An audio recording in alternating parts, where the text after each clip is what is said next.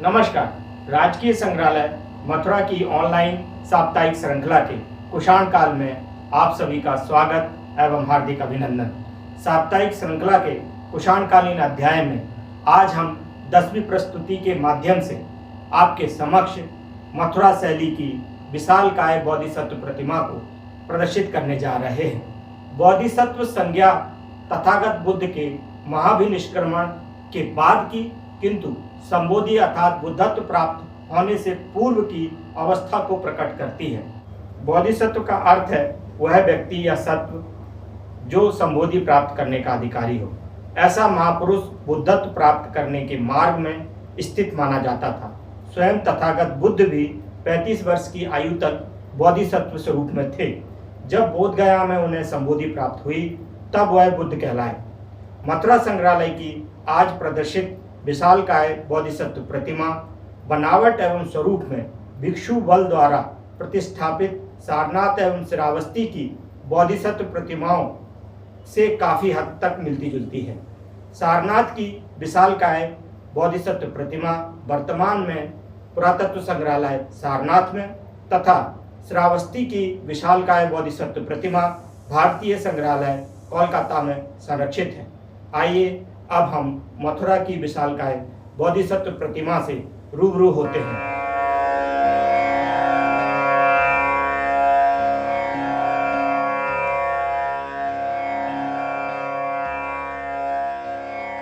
आइए महोली मथुरा से प्राप्त विशालकाय बोधिसत्व प्रतिमा का विस्तृत अवलोकन करते हैं। यह प्रतिमा कद काठी में परखम यक्ष की तरह भारी भरकम है। संभवतः जब कुषाण काल में बोधिसत्व की प्रतिमा बनाने का प्रश्न आया होगा तो शिल्पियों ने यक्ष रूप में तैयार प्रतिमाओं की विशेषताओं को अपना लिया होगा।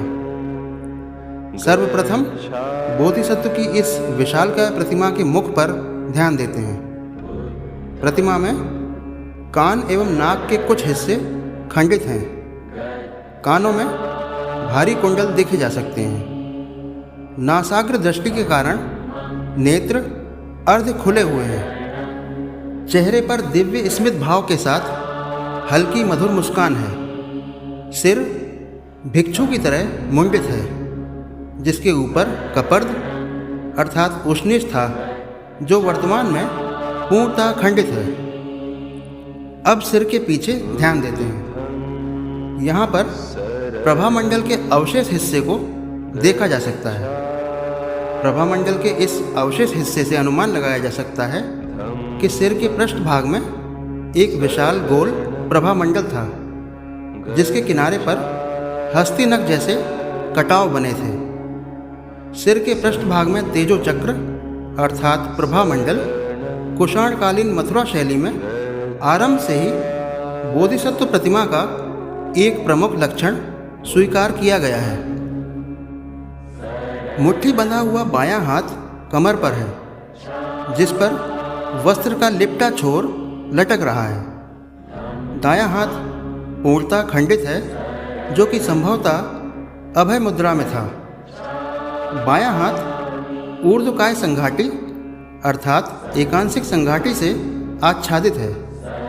संघाटी नीचे तक लटक रही है। बाएं कंधे एवं पूरे हाथ पर वस्त्र की सिलवटों का अत्यंत सुंदर अंकन है। यह मथुरा शैली की प्रारंभिक बौद्ध प्रतिमाओं की एक प्रमुख विशेषता थी। प्रतिमा में छाती चौड़ी एवं विशाल है। गहरी नाभि वस्त्र के पारदर्शी अंकन के कारण यहाँ अवलोकनीय है।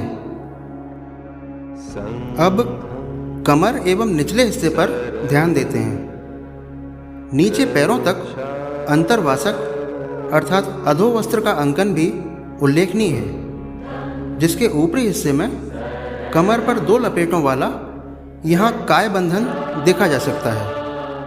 काय बंधन की गांठ अत्यंत सुंदर एवं स्पष्ट है।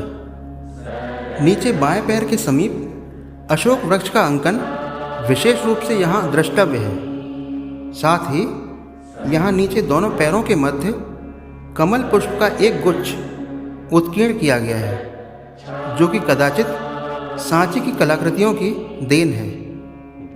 डॉक्टर हार्टेल के अनुसार यह सिद्धार्थ का उष्णीष है। यदि इसे इस रूप में स्वीकार किया जाए तो इसका नीचे पैरों के मध्य में होना यह संकेत करता है कि राजत्व से बुद्धत्व अधिक श्रेयस्कर एवं सर्वोच्च है। इस प्रकार बोधिसत्व की उपरोक्त विशालकाय प्रतिमा तथागत बुद्ध प्रतिमा निर्माण की प्राचीनता निर्धारित करने के लिए एक महत्वपूर्ण साक्ष्य है। विशालकाय बोधिसत्व प्रतिमाओं की प्राचीन यक्ष प्रतिमाओं से समानता के आधार पर अधिकांश विद्वान यह स्वीकार करते हैं कि तथागत बुद्ध की प्रतिमाओं का सर्वप्रथम निर्माण मथुरा के शिल्पियों ने प्रथम शताब्दी ईस्वी में किया था।